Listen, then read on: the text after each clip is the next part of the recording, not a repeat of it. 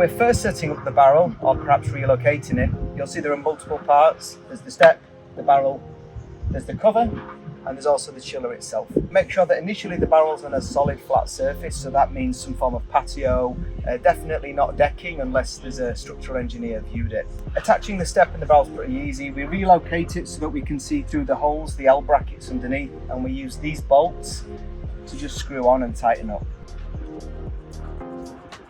And we want them to just be pinch tight, we don't need to over tighten them.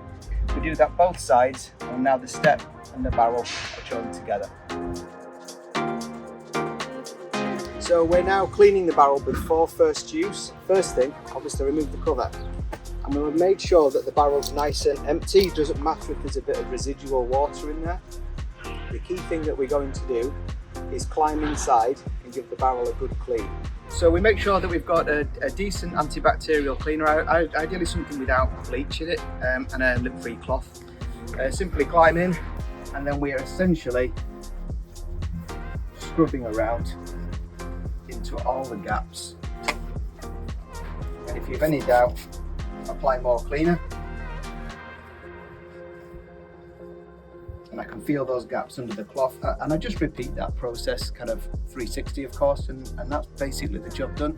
Pay special attention to the base of the barrel, because that's where most of the sediment's going to collect and where we'll need to make sure we get into those gaps. This process is something you're going to want to repeat at least monthly, ideally every fortnight.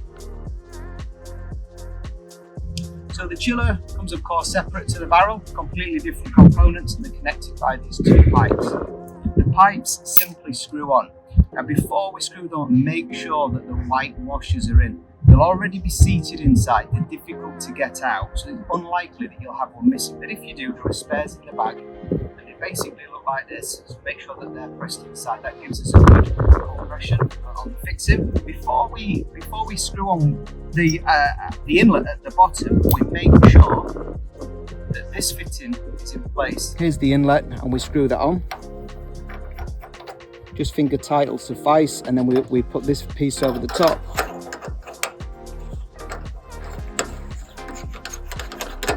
There we go, again, just finger tight, and then we can connect the inlet, and we connect the other end to the inlet, which is the low down position of the two. And then we'll repeat that process for the outlet. So the second part of the process, we've connected the pipes, we've definitely fitted the hose filter on the inlet, the little T-strainer looking thing. Everything's tightened up finger tight.